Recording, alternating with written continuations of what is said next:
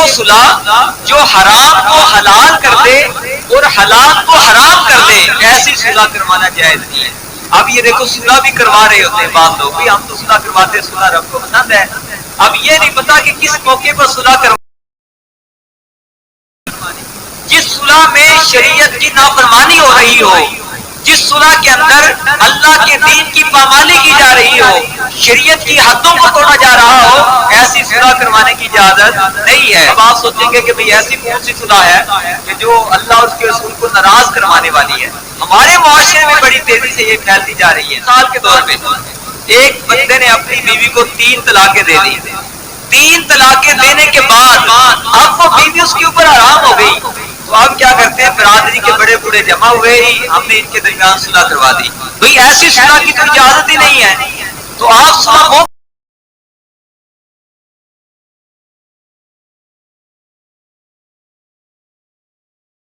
آپ کس روح سے اس کی بیوی کو واپس کر رہے ہیں؟ پھر کہتے ہیں بھئی ہم تو صلح کروانے والے ہیں اور صلح اللہ تعالیٰ کو بڑی پسند ہے۔ ایسی صلح کو اللہ تعالیٰ نے حرام فرمایا ہے۔ سورہ بقرہ کی آیت نمبر 230 میں اللہ تعالیٰ ارشاد فرمایا ہے، کسی نے اپنی بیوی کو 3 طلاقیں دے دی، اب وہ اپنے مرد کے لیے کبھی بھی حلال نہیں ہو سکتی، حتیٰ تنکیہ زوجن غیرہ، حتیٰ کہ کسی اور مرد سے وہ نکاح نہ کر لے۔ اب وہ کسی اور مرد سے نکاح کرے گی اور نکاح کے بعد وہ مرد اپنی مرضی سے اس کو طلاق دے دے، پھر عدت گزرنے کے بعد اگر چاہے تو پہلے مرد کے ساتھ یہ دوبارہ نکاح کر سکتی ہے۔ اس کے علاوہ کوئی بھی صورت 3 طلاقوں کے بعد صلح کی جائز نہیں ہے۔ لیکن ہمارے جو بڑے بوڑھے ہیں، جو اپنے آپ کو بڑا سیانہ سمجھنے والے ہیں، جو پنچایتوں کے اندر ڈیروں کے اندر بیٹھنے والے ہیں، جو سمجھتے ہیں کہ ہمارے سر کے اوپر پگڑی رکھی ہوئی ہے اور ہم کو اللہ نے عزت دی ہے کہ لوگ ہم سے آ کے فیصلہ کرواتے ہیں، تو فیصلہ کیا کیا؟ رب کے قرآن کے خلاف کیا، نبی پاک کے فرمان کے مطابق کیا، رب کی شریعت کے خلاف فیصلہ کر دیا۔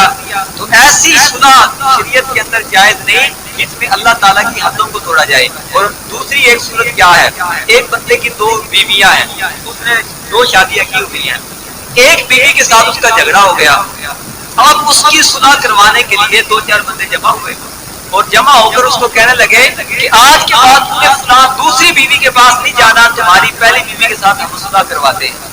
تو اس طرح کی صلح بھی شریعت کے اندر ناجائز و حرام ہے، اس لیے کہ وہ دوسری جو بیوی ہے آپ اس کے پاس جانے سے اس کے اوپر پابندی لگا رہے ہیں